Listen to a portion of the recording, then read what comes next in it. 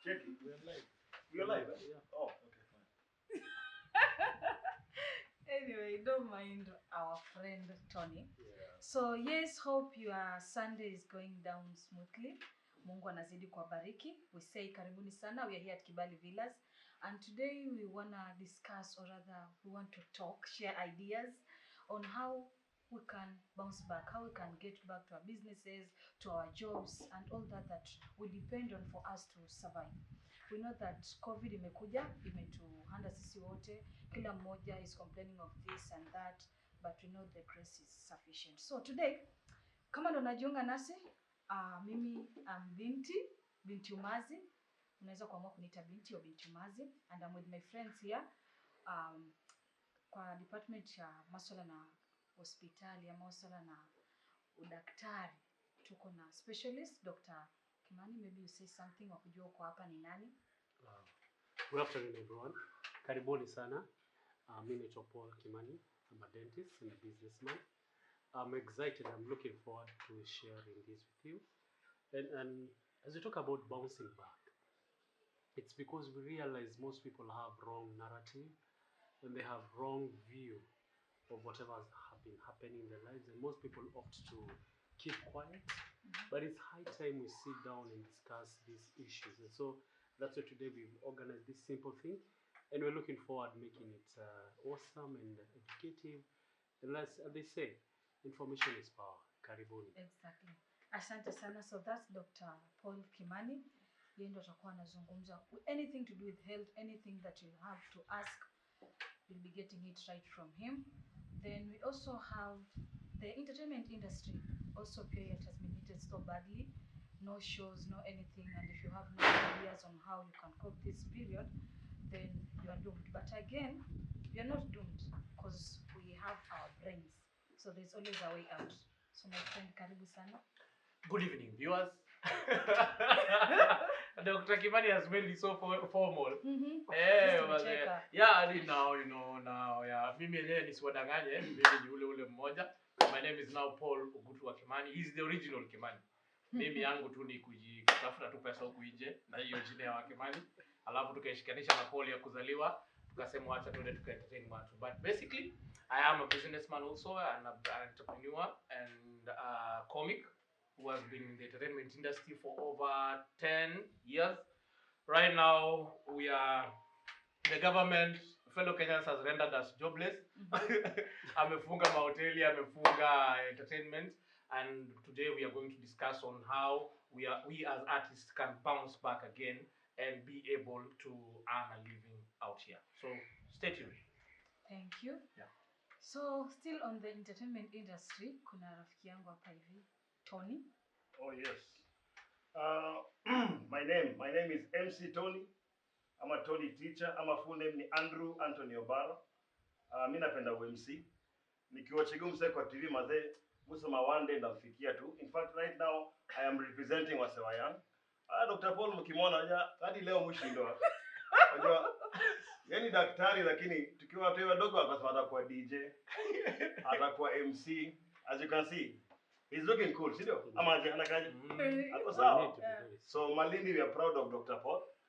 Yeye pia anapenda mavijana sana, but mostly naangalia mavijana tumekuwa affected sana na story ya COVID-19.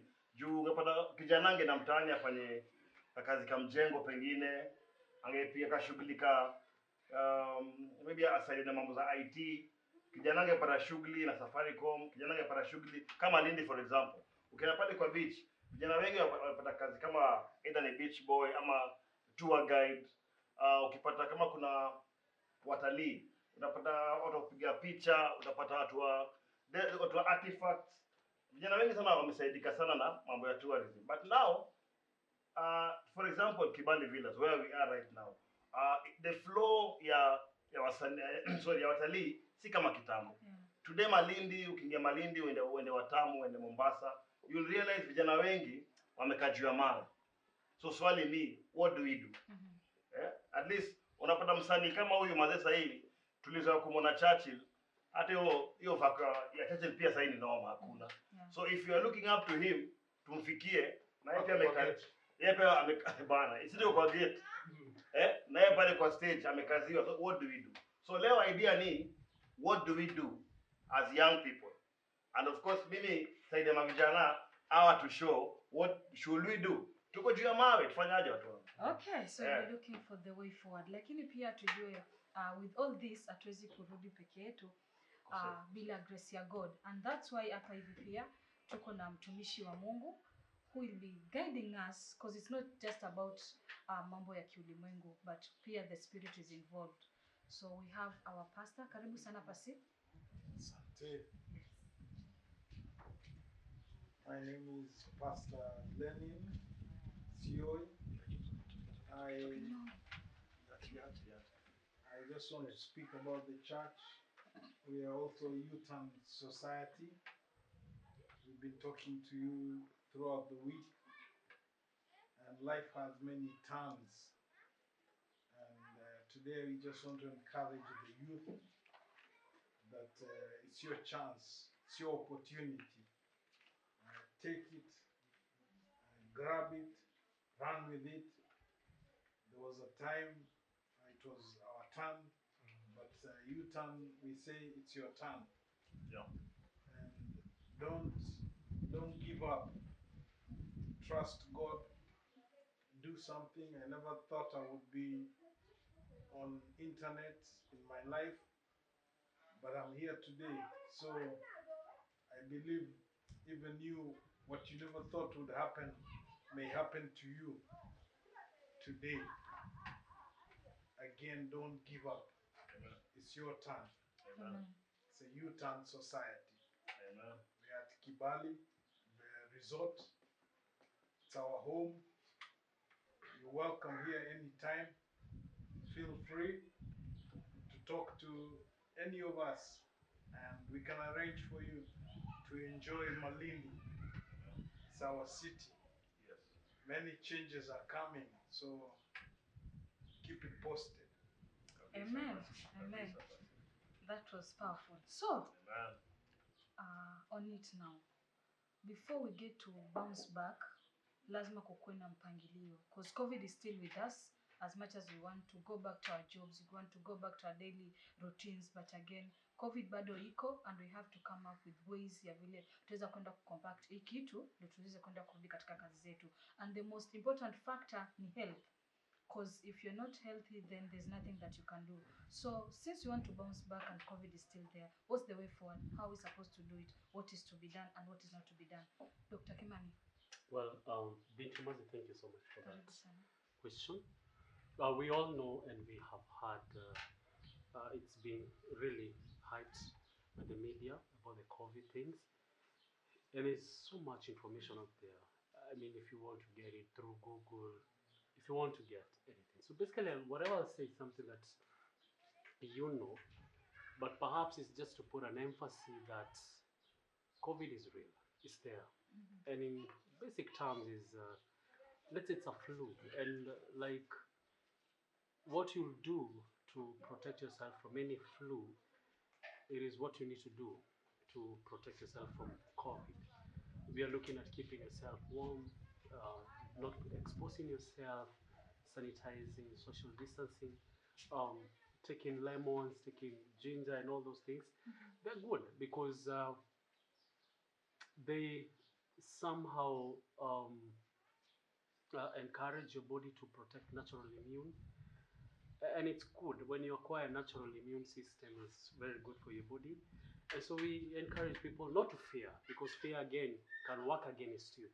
And so therefore, wherever you are, we would like to let you know that it's been there and most people have overcome it, and they managed to go through other countries like in Italy. And I'll tell you, Binti Umazi, I read something Italians did. Once they did they checked why most people were dying. Yes. And actually they went back and discovered the mode of treatment was wrong. And so they came up with a better way of looking at it. And the thing is, you don't have to wait, because once you get these, it depends with your immune system. There are people who have very strong immunity, Yes. and they will overcome it. And there are people who are exposed. Maybe probably if you have high blood pressure, diabetes, or any other related disease that can make your immune system go low, then when you acquire this disease, then you're not able to overcome it. And that's why the government insists in that whatever you do, just follow the laid out protocol and all will be well. Okay, so you've touched on lemons and ginger. Right now is something that everyone can't miss a day. How often is one supposed to take it, and is there any limitation? For me, I said that is not, it's not a treatment per se. Yes. Let me just make it clear. It is not medically proven as a treatment. So I will state that clear and say that you do not use it to treat yourself. It's a way us Africans we take it, and it's been proven to boost one's immune system. You know, and it's good and it's okay.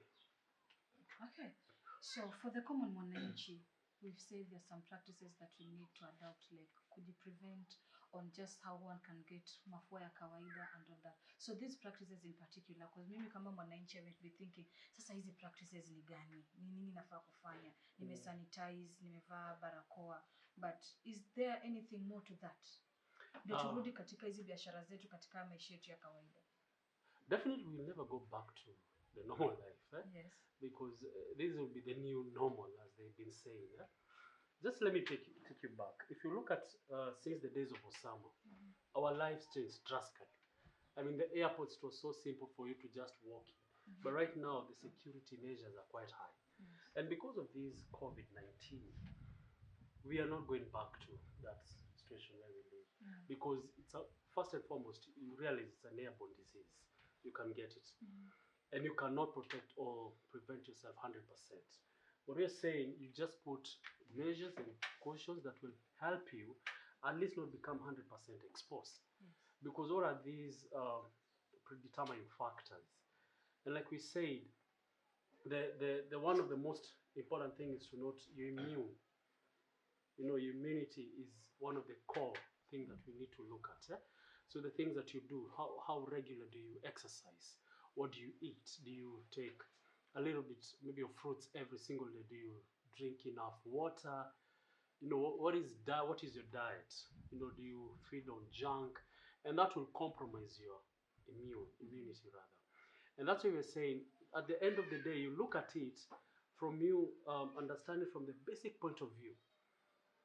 And something like exercise. They say you don't have to exercise 30 or 1 hour every day. They say even 20 minutes a day. And that will help your blood flow. Because when you're able to have your blood flow in every part of your body, and that's very good. Because when you exercise, your diaphragm and your lungs, you're able to breathe well. Yes. Right? Yes. And your heart is able to beat well, and every part of your body receives blood. And for me, I will insist on that personal care. Yeah? I will insist on that personal care. And I hope it makes sense to people. Okay. The issue on people going to hospital. So many people now have neglected the issue of going to the hospital. Yeah. Whether you are sick or not, there's that fear. Niende huko nipatwe na mtu wa COVID niambukizwe.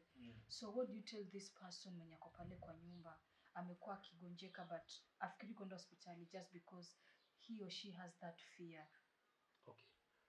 I think first of all we need to deal with the issue of fear, but insist and let people know if you feel maybe you're suffering from COVID-19 and you have the symptoms the government is talking about, you're not supposed to go to the hospital in the first place. You're supposed to call. The numbers have been issued and people will come and take tests from your house, and if they think you need help, they will guide you on that. Yes. However, once the hospitals were closed, and the hospital were not closed, but when most of the entertainment joints were closed and everything was closed, we realized diseases went down. It was amazing. Yes. You know, because all of a sudden people are not becoming sick. And therefore, to some extent, you may say that most of the diseases are entertainment related. Because if you look at the accidents, there were no accidents. because of the curfew and the lockdown. So even if you go to the hospital, accident has gone down. The people with diabetes and sugar blood pressures and all that, they were able to manage it. And so part of the reason why the hospitals were empty or more or less didn't have more people, it's because of the behavior, the way people used to behave, and they adapted new ways of just staying at home, taking care good of themselves, and somehow they managed. However, we are saying still the hospitals are open, and if you're sick, you walk in and they will figure out how to help you. Okay, so we'll be coming back to Daktari. Maybe we move to our friend Akaivi, Kimani. Tuangalie entertainment industry. How is it right now? Nikiweza kuongea kama watu ninaweza sema the entertainment industry is in sharp. The entertainment industry is bad. Because vijana hawana kazi. Vijana hawana nguvu. Vijana hawana uwezo. Simply because one day the disease was here with us, and they said that right now there'll be no social gathering. For some people, especially the youth, because they fall in that bracket, they were the ones who were mostly affected. And when they say that there is no social distancing, watu walikuwa wamezoeaga the normal way of life. That wewe ukizaliwa unaenda shule primary, unatoka hapo hivyo unaenda secondary. Unatoka hapo unaenda secondary, alafu unatoka hapo hivyo kama wewe ni wakubarikiwa kwenda university. Kama mimi sasa hivi unaingia university. Unaona? But one day when this disease now came in, it stopped everyone from doing whatever they were doing, because for me, I've been getting my bread from entertainment for the last 10 years. No. So how do you come today and tell me as a person who is concerned that the thing as an admin in this country that we no longer continue getting your bread from there, because no one should come and see you. You understand? So that is when right now artists wako in a point of quagmire. They don't know what they are going to do. No. Wengine wameingia kwa history of depression. Personally, I'm a victim, but it is not because walikuwa wamefunga. It is because nilikuwa na other outlets zenye naweza get bread yangu. But kuna wale ambao hawana any other outlet ya kupata mapato yao. Unaona?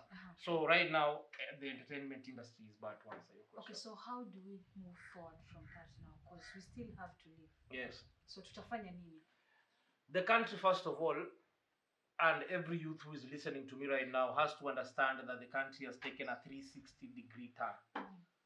Naona that penye ulikuwa unafikiria unaenda kuwa in the next 10 years, you have to rethink for you to start afresh. Naona. So right now, for example, if you are an artist, first of all, the most important thing right now is your health, and by that I mean food. Penye unaweza pata food. Naona. So what you have to do is to create a plan B. A plan B. Before this COVID, I only used to eat from arts. But after this COVID, I discovered that I can be entrepreneurial. And that is where I started now venturing into the business of fire industry. And I kid you not, the thing has been really productive. Like right now, tomorrow I have to go back to Nairobi because kuna watu wanahitaji, kuna makampuni zinahitaji hiyo kitu. So any youth mahali popote yupo, saizi anza kufikiria what can you do, and everything has a structure. Anza kufikiria ni nini unaweza fanya. Na kama umeshafikiria nini unaweza fanya, now start asking yourself, how can I achieve this dream? Because there are government institutions, there are private institutions which are giving out loans. At least try na uweze kufanya nini na kuanzisha as plan B, as a way of finding something. Yes. Okay. Tonnie, you want to add on something? Okay, for me, I'm also partly in the entertainment industry, but I've not reached level ya kina Ogutu, kina Wakimani. As an MC, imekuwa tricky sana, especially ukipata social gathering once ilifungiwa tu hivi. You know, inakuwa so tricky because you can't go for any event. You can't go for anywhere.